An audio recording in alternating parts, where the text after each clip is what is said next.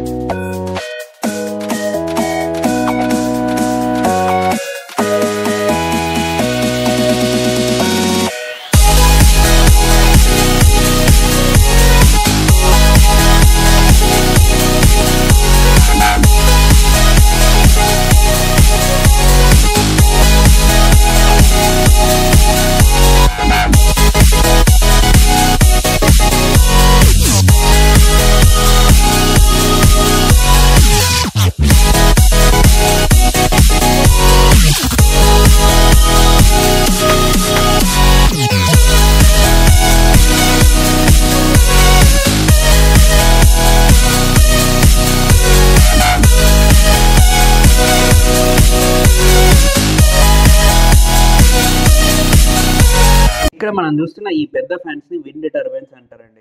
ఈ wind turbines మా అనంతపూర్ జిల్లాలో చాలానే ఉన్నాయి. ఎందుకంటే మా అనంతపూర్ జిల్లా రాయలసీమ జిల్లాలన్నిటిలోకి కరువైన జిల్లా అండి. సో మాకు కరెంటు పుట్టదు, వాటర్ సోర్స్ లేదు కాబట్టి కరెంటు పుట్టదు. కాబట్టి మేము నమ్ముకున్న ఏకైక కరెంటు సోర్స్ ఏదైనా ఉంది అంటే ఈ విండ్ టర్బైన్సే అండి. అందుకే మా జిల్లాలో ఈ విండ్ టర్బైన్స్ని చాలా ప్లేసెస్లో పెట్టారు. వీటి వల్లనే మా జిల్లాలకు కరెంట్ అనేది ప్రొడ్యూస్ అవుతుందండి.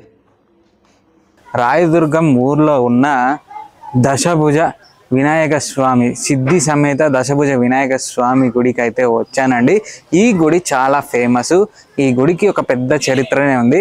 ఆ చరిత్ర ఏంటి ఏమి అని లోపలికి వెళ్ళి తెలుసుకొని మీకు చెప్తాను. అలాగే నేను స్వామివారిని దర్శించుకుంటాను. నేను ఎక్కడికి వచ్చినా స్వామివారిని మీకు చూపించలేను, ఎందుకంటే చాలా మటుకు గుళ్ళు ఇప్పుడు టీటీడీ వాళ్ళు కానీ ఎండోమెంట్ వాళ్ళు కానీ హ్యాండ్ ఓవర్ చేసుకున్నారు. లోపల గర్భగుడిలో ఉన్న స్వామివారిని చూపించడానికి అలో చేయట్లేదు, పర్మిషన్ ఉండదన్నమాట.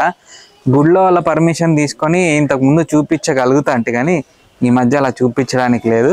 పర్మిషన్ ఏదైనా సరే ఎండోమెంట్ వాళ్ళతో తీసుకోవాలి. అసలు ఇక్కడ ఎండోమెంట్ ఆఫీస్ ఎక్కడ ఉంది ఏమి అనేది నాకు కూడా తెలియదు. కాబట్టి గుడిని అంతా మీకు గర్భగుడిని అంతా చూపిస్తానండి.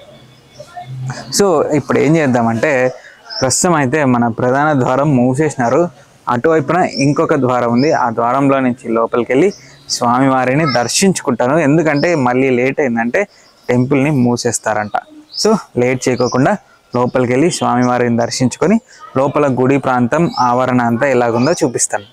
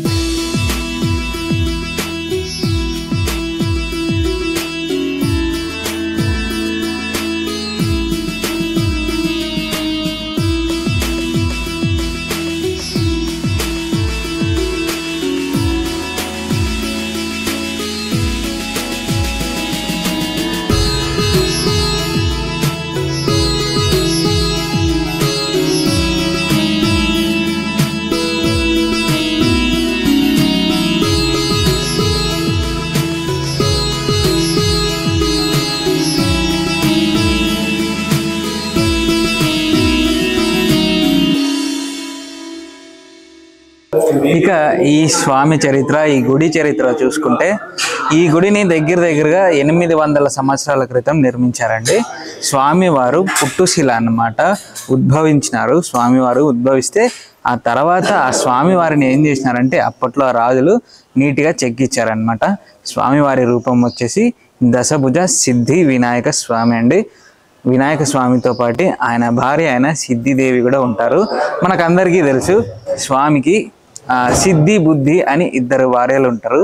కానీ ఇక్కడ సిద్ధి అమ్మవారితో కలిసి ఉంటారనమాట వినాయకుడు. ఇక ఈ టెంపుల్ విషయానికి వస్తే ఈ టెంపుల్ రాయదుర్గం నడి ఊర్లో ఉందండి. చాలా మంచి టెంపుల్. స్వామివారు దగ్గర 10 అడుగుల ఎత్తు ఉన్నారనమాట. లోపలికి వెళ్ళి చూడగానే అసలు లోపల మొత్తం గర్భగుడి అంతా స్వామి ఉన్నారు. ఏదో పూజారులు కొంచెం తిరగడానికి వస్తువులు పెట్టుకోవడానికి కొద్దిగా స్థలం ఉంది అంతే. లోపలికి భక్తులు ఎవరిని అనుమతించారు. ఇంకో విషయం ఏంటంటే లోపల వీడియో తీసుకోవడం కానీ ఫోటో తీసుకోవడం కానీ అలో లేదు. అందువల్లనే నేను స్వామివారిని చూపించలేకపోయాను. మీరు ఎవరైనా సరే స్వామివారిని దర్శించుకునేకి వస్తే హ్యాపీగా దర్శించుకోవచ్చు. ఇంకా ఇక్కడ ప్రాముఖ్యత ఏంటంటే ఇక్కడ సిద్ధి సమేత వినాయకుడు, అలాగే దశభుజ వినాయకుడు స్వామివారికి మహిమలు చాలా ఉన్నాయంట. ఎవరైనా సరే వాళ్ళ కోరికలు కోరుకుంటే తీరుతాయంట. తర్వాత వచ్చి వాళ్ళు ఏ మొక్కు అయితే మొక్కుకున్నారో ఆ మొక్కులు వాళ్ళు తీర్చుకుంటే చాలంట అండి. అదే అండి ఈ స్వామివారి చరిత్ర. సో ఐ హోప్ ఈ వీడియో మీకు నచ్చిందని అనుకుంటున్నా. ఈ వీడియో కనుక మీకు నచ్చినట్టయితే లైక్ చేయండి, షేర్ చేయండి, కమెంట్ చేయండి, సబ్స్క్రైబ్ చేసుకొని పక్కనే ఉన్న బెల్ ఐకాన్ని యాక్టివేట్ చేసుకొని ఆల్లో పెట్టుకోండి. అప్పుడే నేను పెట్టే ప్రతి వీడియో నోటిఫికేషన్ మీకు వస్తుంది. Thank you.